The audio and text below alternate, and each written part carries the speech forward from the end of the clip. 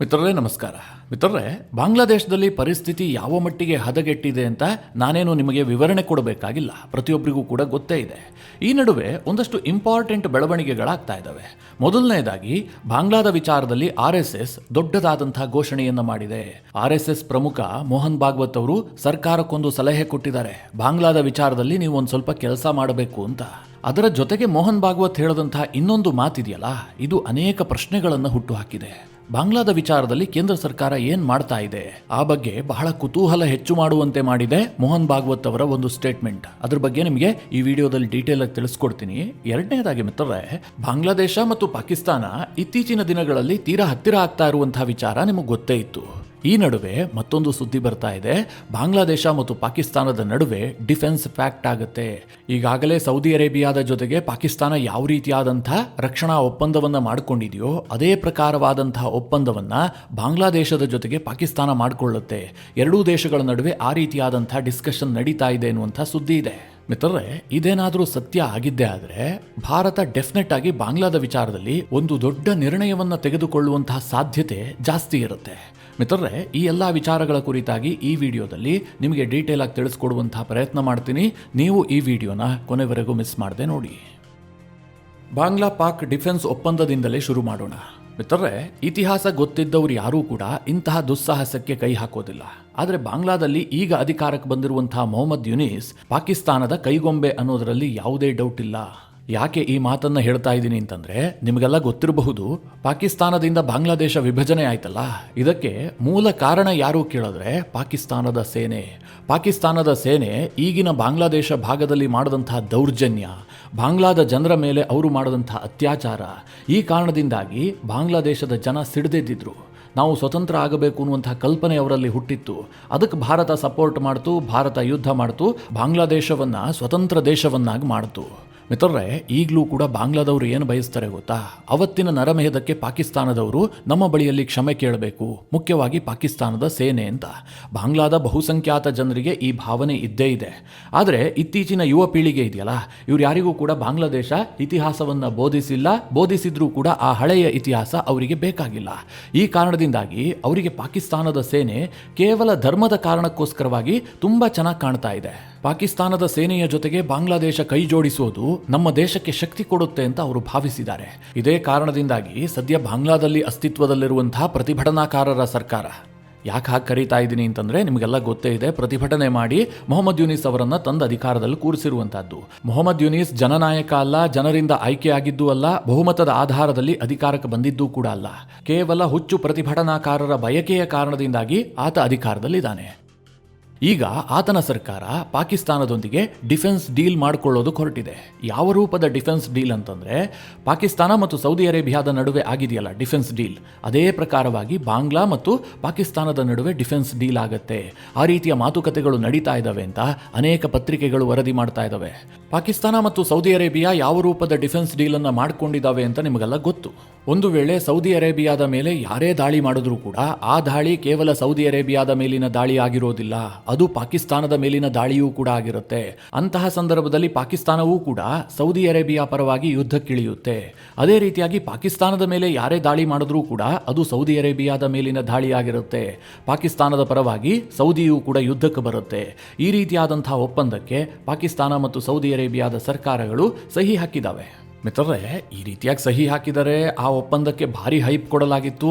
ಪಾಕಿಸ್ತಾನದವರಂತೂ ಮುಂದೇನಾದರೂ ಭಾರತ ನಮ್ಮ ಮೇಲೆ ಯುದ್ಧ ಮಾಡಿದ್ದೆ ಆದರೆ ಸೌದಿ ನಮ್ಮ ಪರವಾಗಿ ಯುದ್ಧಕ್ಕೆ ಬರುತ್ತೆ ಅಂತ ಸ್ಟೇಟ್ಮೆಂಟ್ ಅನ್ನು ಕೊಟ್ಟಿದ್ರು. ಆದರೆ ಪಾಕಿಸ್ತಾನ ಮತ್ತು ಸೌದಿ ಅರೇಬಿಯಾದ ನಡುವಿನ ಈ ಒಪ್ಪಂದ ಎಷ್ಟು ಗಟ್ಟಿಯಾಗಿದೆ, ಸೌದಿ ಆ ಒಪ್ಪಂದಕ್ಕೆ ಎಷ್ಟು ಬದ್ಧವಾಗಿದೆ ಅನ್ನೋದನ್ನ ತಾಲಿಬಾನಿಗಳು ಜಗತ್ತಿಗೆ ಪ್ರೂವ್ ಮಾಡಿದ್ದಾರೆ. ಪಾಕಿಸ್ತಾನ ಮತ್ತು ಅಫ್ಘಾನ್ ತಾಲಿಬಾನಿಗಳ ನಡುವೆ ಒಂದು ಸಂಘರ್ಷ ಆಯ್ತಲ್ಲ, ಆ ಸಂದರ್ಭದಲ್ಲಿ ಸೌದಿ ಅರೇಬಿಯಾ ಪಾಕಿಸ್ತಾನದ ರಕ್ಷಣೆಗೆ ಬಂದಿಲ್ಲ, ಪಾಕಿಸ್ತಾನದ ಪರವಾಗಿ ಒಂದು ಸ್ಟೇಟ್ಮೆಂಟ್ ಅನ್ನು ಕೂಡ ಕೊಟ್ಟಿಲ್ಲ. ಇಬ್ಬರನ್ನು ಸಮಾನಾಂತರದಲ್ಲಿ ಸೌದಿ ಅರೇಬಿಯಾ ನೋಡಿತು.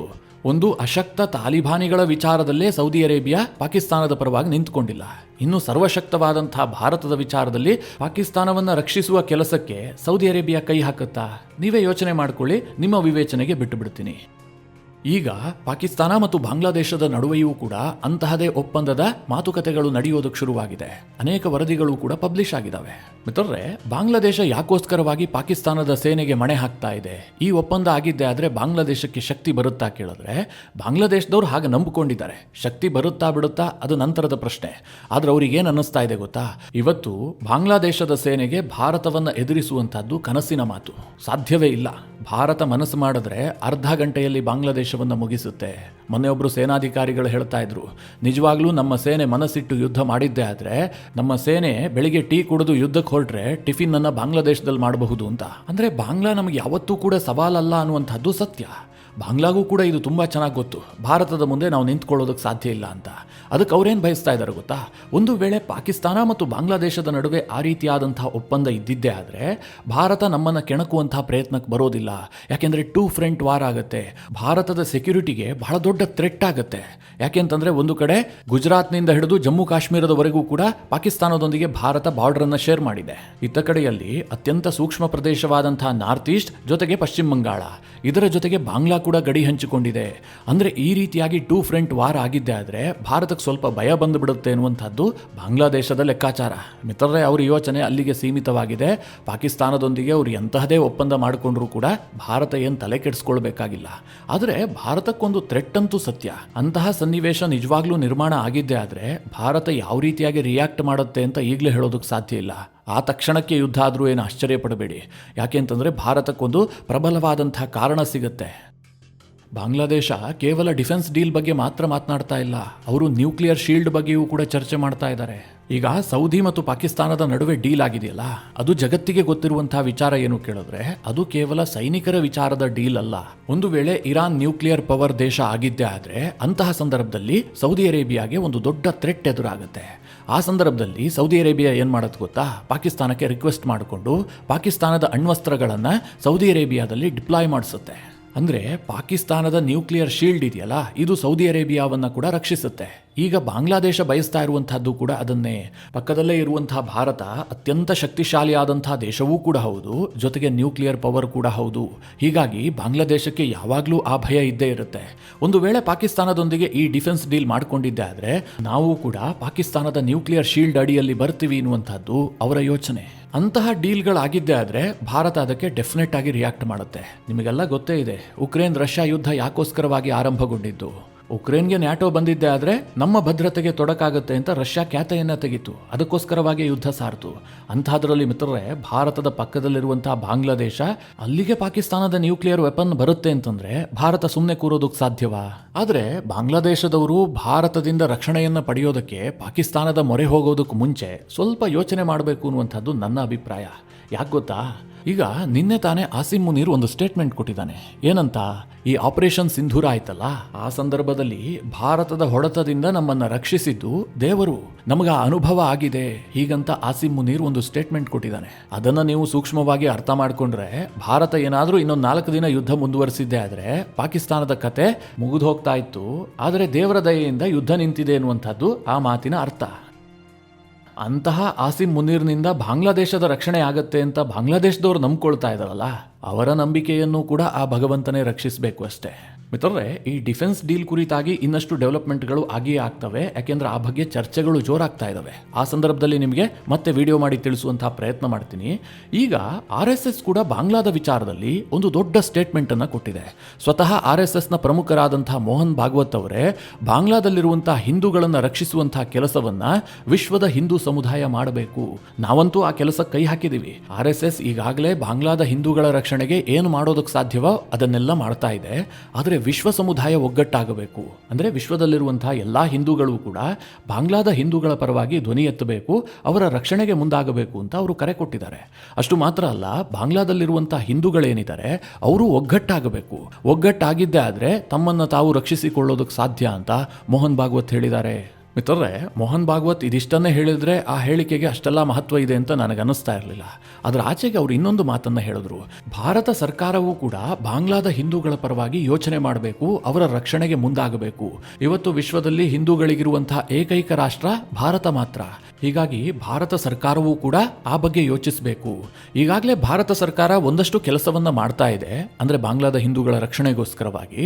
ಇನ್ನೂ ಕೆಲವೊಂದಷ್ಟು ಕ್ರಮಗಳನ್ನ ಕೈಗೊಳ್ತಾ ಇದೆ, ಆದ್ರೆ ಅದನ್ನ ನಾವು ರಿವೀಲ್ ಮಾಡೋದಕ್ಕೆ ಸಾಧ್ಯ ಇಲ್ಲ. ಹೀಗೆ ಮೋಹನ್ ಭಾಗವತ್ ಅವರು ಅಡ್ಡಗೋಡೆ ಮೇಲೆ ದೀಪ ಇಟ್ಟ ಹಾಗೆ ಒಂದು ಹೇಳಿಕೆಯನ್ನು ಕೊಟ್ಟರು. ಅದರ ಅರ್ಥ ಏನು ಕೇಳಿದ್ರೆ, ಬಾಂಗ್ಲಾದ ವಿಚಾರದಲ್ಲಿ ಕೇಂದ್ರ ಸರ್ಕಾರ ಏನೋ ದೊಡ್ಡ ಪ್ಲಾನ್ ಅನ್ನ ಮಾಡ್ತಾ ಇದೆ, ಅದನ್ನ ಈಗ ರಿವೀಲ್ ಮಾಡೋದಕ್ಕೆ ಸಾಧ್ಯ ಇಲ್ಲ. ಯಾಕೆಂತಂದ್ರೆ ಅದೆಲ್ಲವೂ ಕೂಡ ರಕ್ಷಣೆಗೆ ಸಂಬಂಧಪಟ್ಟಂತಹ ವಿಚಾರ.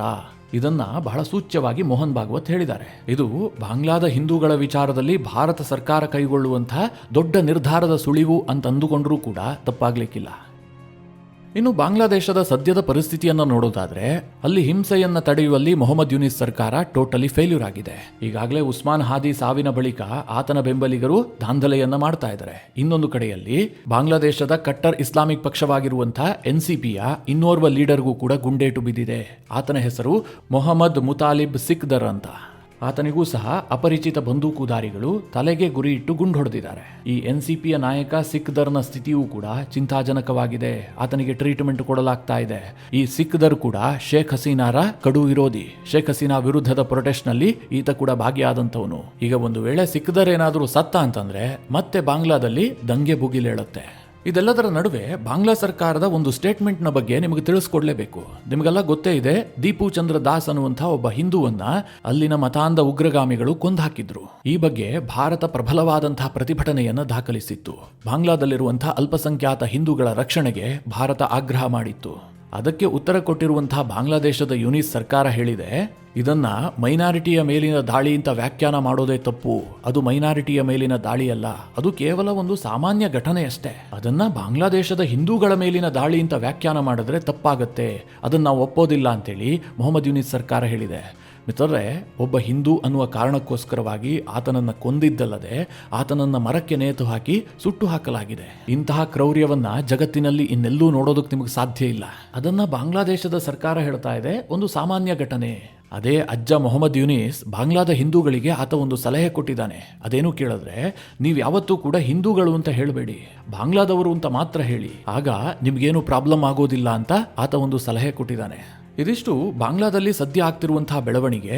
ಜೊತೆಗೆ ಪಾಕಿಸ್ತಾನ ಹಾಗೂ ಬಾಂಗ್ಲಾ ಇಬ್ಬರೂ ಕೂಡ ಸೇನಾ ಒಪ್ಪಂದವನ್ನ ಮಾಡಿಕೊಳ್ಳೋದಕ್ಕೆ ಪ್ರಯತ್ನ ಮಾಡ್ತಿರೋದರ ಕುರಿತಾಗಿ ಒಂದಿಷ್ಟು ಮಾಹಿತಿ. ಈ ವಿಚಾರದಲ್ಲಿ ನಿಮ್ಮ ಅನಿಸಿಕೆ ಅಭಿಪ್ರಾಯಗಳೇನು? ಕಮೆಂಟ್ ಮಾಡುವ ಮೂಲಕ ನಮಗೆ ತಿಳಿಸಿ.